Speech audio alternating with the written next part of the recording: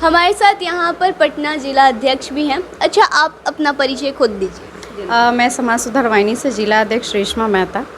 और अच्छा, तो आप ये जनता दल से कब जुड़ी? मुझे बहुत ज़्यादा समय नहीं हुआ है, 5 साल से जुड़ी हूँ इस समाज सुधार वाहिनी से।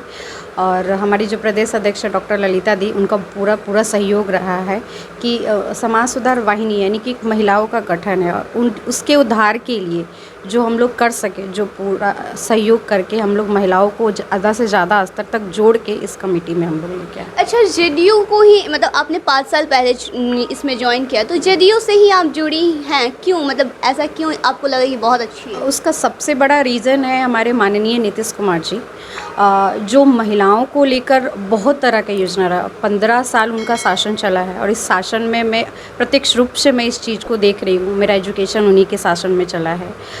देन मैं आज वर्किंग वुमेन हूँ और आज मैं अपने पैरों के बल पे काम कर रही हूँ, अपने भरोसे पे।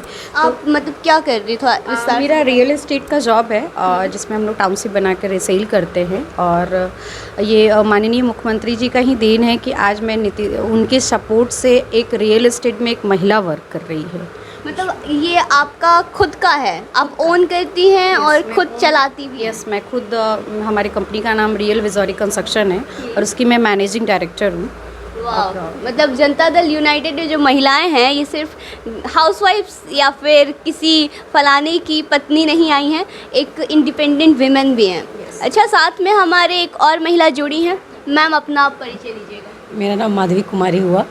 मैं मैम से जुड़ी हुई हूँ और 6 साल से जुड़ी हुई हूँ और अभी रिसेंटली मैंने ज्वाइन किया है इनके साथ ये जेडीयू का। मतलब आप कौन से पद पर अभी हैं? किस में? कौन से पद पर हैं? महासचिव जिला में, महासचिव के जिले में। अच्छा, आप महासचिव हैं। अच्छा, आप रिसेंट में ज्वाइन किए हैं, ऐसा क्या आपको आकर्षित किया है जेडीयू की तरफ? सबसे पहले कि मैं एक रियल एस्टेट में जॉब करती हूँ और मैं खुद एक महिला हूँ और जितने भी कस्टमर हमारे क्लाइंट हैं मैं खुद जाती हूँ विजिट कराने और मुझे कोई डर नहीं लगता। ये सबसे बड़ी उपाधि है। मतलब अब बिहार में महिलाएं इंडिपेंडेंट होकर फील्ड वर्क भी करती हैं, लोगों क्लाइंट से डील भी आप जी, करती हैं। और क्लाइंट को मैं लेके खुद अकेले ही जाती हूँ विजिट कराने। और मतलब बिहार भय मुक्त आपको लगता है? आप बिल्कुल बिल्कुल, इसमें नो डाउट, कोई संदेह नहीं है। और भी कुछ महिला है यहाँ पर, तो हम उनसे बात करते हैं। अच्छा, आप यहाँ पे ये जो हो रहा था यहाँ पे सब महिलाएं जुटी हैं, आप यहाँ पर किस तौर पर हैं? जो आने वाले हैं उन्हीं का स्वागत की तैयारी कर रहे हैं। अच्छा, स्वागत की तैयारी। तो आपको जनता दल यूनाइटेड आपको कैसा लगता है? जेडीयू का जो शासन है अच्छा है, चल रहा है। और उन्हीं का, नीतीश कुमार का देन है कि मेरा बेटा बेटी पढ़ रही है और 4 बच्चा है मेरा। और उन्हीं का देन है कि राशन उसन मिलता है तो हमको घर उर चलता है, तो नहीं होता। मतलब आप अपने घर में आप कमाने वाले हैं। हाँ। और आपके परिवार में, वैसे आप अपना बताइएगा, भी हम आपसे था पूछेंगे और कि आपके परिवार में और कौन कौन है जो कमाते? मेरा अकेले ही हम कमाते हैं, मेरा 4 बच्चा है। अच्छा, अभी मुझे थोड़ा देर पहले पता चला था शायद आप ही हैं वो महिला। अच्छा, तो थोड़ा सा आप डिटेल में बताइएगा आपके परिवार की हालत क्या है और किस तरह से आप? बहुत हालत ख़राब था और ससुराल में रहते थे। ससुराल में लोग नहीं मतलब रखे, हम अपना खुद पैर पर रहे। मतलब बोला कि हम लोग से नहीं चलेगा, अपना कमाने आए इधर देहात पालीगंज से शहर में आए न कमाने के लिए। वही राशन पानी नीतीश कुमार का देन है कि उन्हीं से हमको चल रहा है और 2-3 घर खाना वाना बनाते हैं बस। मतलब आप भी एक इंडिपेंडेंट महिला का उदाहरण हैं, अपने बच्चों का खुद ख्याल रखती हैं और सरकारी योजना के तहत मदद मिलता है। हॉस्टल में बेटी पढ़ती है, नीतीश कुमार का देन है यही। अच्छा, आपकी बेटी हॉस्टल में रह के सरकारी हॉस्टल में पढ़ती है? आपकी कितनी बेटियां हैं? 3 बेटी 1 लड़का है। तीनों बेटी सरकारी हॉस्टल? हाँ जी हाँ। चलिए, सरकार की देन है कि महिलाएं पढ़ रही हैं, आगे बढ़ रही हैं। उदाहरण हमारे सामने, हम लोग बस ऐसे इश्तिहार में नहीं मिलता है।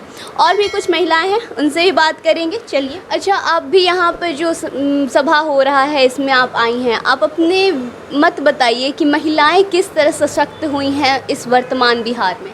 वर्तमान बिहार में महिलाएं बहुत स्वाभिमान के साथ और आत्मनिर्भरता के साथ अपने आप को खड़ा की हैं इस समाज में।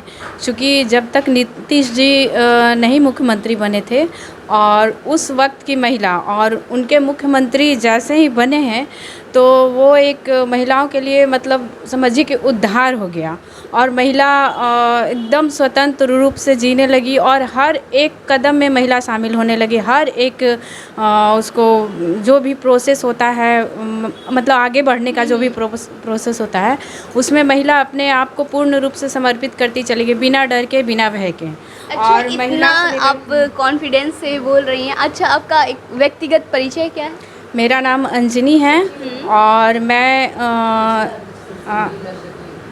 यहाँ समाज सुधार वैनी में जिला सचिव हूँ और एक्चुअली मैं सोशल वर्कर भी बहुत पहले से हूँ। इस संस्था से जुड़ने से पहले से भी मेरा समाज से कुछ न कुछ ताल्लुक़ रहा है। अच्छा, इसीलिए आप महिलाओं को काफ़ी अच्छे से वर्णित कर रही हैं। बहुत सारे जगहों पर विज़िट भी करती हूँ वर्क के सिलसिले में भी।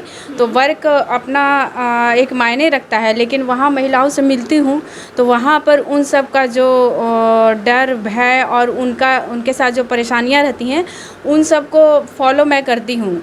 चूँकि और कोशिश करती हूँ कि उनका मतलब समाधान भी हो सके मेरे सोर्स के हिसाब से, और उसके बाद उनको समझाना है, उनको मार्गदर्शन करना है, जो मुझे उचित लगता है वो मैं करती हूँ। और महिलाएं चूँकि दुख तकलीफ़ तो हर एक के साथ में जुड़ा हुआ है, लेकिन जो जिस तरह से जो नीतीश जी का राज्य में है वो उनको स्वतंत्रता स्वतः प्राप्त हो गई है, इसके लिए वो लोग उनको कोई परेशानी नहीं है। अच्छा, आप पूरे बिहार में विज़िट करती हैं, अलग अलग जगहों पे आप जाती हैं, महिलाओं से मिलती हैं? पूरे बिहार में नहीं, कुछ ज़िलों में जाती हूँ कभी कभी, तो उस हिसाब से काम मतलब मेरा जो पर्सनल काम है उस हिसाब से मैं जाती हूँ। मतलब आप क्या करती हैं पर्सनल? मेरा मल्टीपर्पज़ काम है और फाइनेंस से लेकर के और भी बहुत कुछ है, तो उससे जुड़ी हूँ, उस सिलसिले में मुझे आना जाना पड़ता है।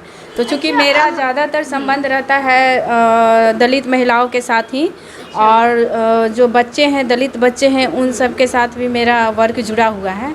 और एक्चुअली मैं समाज कल्याण विभाग से भी जुड़ी हुई हूँ, तो उस तरह से मुझे बहुत सारे बातों का पता चलता है जो समाज के दलित वर्ग के क्षेत्र में होता है। और दलित ना भी हो तो भी जो मतलब एक संभल परिवार हैं उनके बच्चे, लड़की, खास करके लड़की और महिलाओं में जो निखार आया है, जो पढ़ने लिखने और आगे बढ़ने का जो उनमें आया है हुनर, वो निर्भय होकर वो इसी राज्य में आया है, नीतीश जी के राज्य में आया है।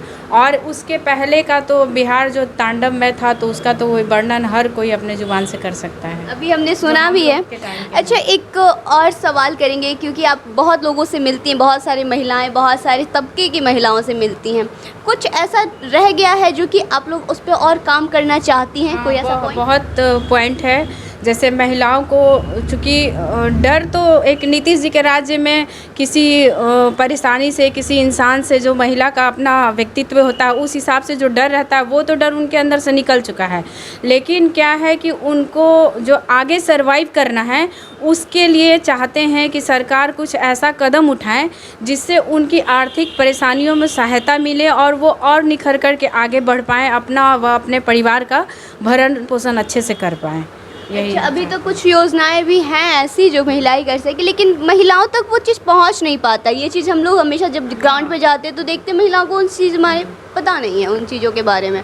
तो आप लोग इसके बारे में, समाज कल्याण विभाग से आप जुड़ी भी हैं, तो आप क्या ऐसा कुछ व्यक्तिगत आपका कोई ऐसा है विचार कि ऐसा कर सकते हैं? मेरा विचार है, चूँकि मैंने ये इसको अपने संस्था में एक बार नोटिस भी कराया था कि इस तरह के परेशानियों के लिए उस पर ठोस कदम उठाया जाए और उसको एकदम गंभीरतापूर्वक ले करके हर क्षेत्र में जा कर के क्या उनके साथ क्या समस्या आ रही है, क्या है, कैसे, उनको जान करके और उनको गंभीरतापूर्वक उसको समाप्त करने के लिए कोई ठोस कदम उठाया जाए, जो जिस एरिया, जिस मोहल्ले में जिस तरह की परेशानी है उसके लिए।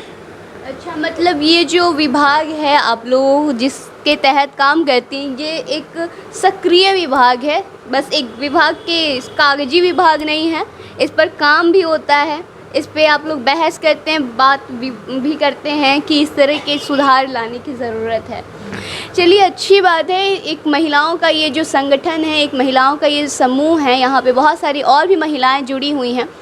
इनका जो सक्रिय भूमिका है समाज के निर्माण में और कुरीतियों को हटाने में, महिलाओं को आगे सशक्त करने के लिए जो इनका प्रयास है, अभी काफ़ी हद तक हम देख भी सकते हैं, काफ़ी हद तक आगे भी देखने को मिलेगा। अब आगे और भी खबर देखते रहिए, हमारे साथ जुड़े रहिए। मिलते हैं फिर, धन्यवाद।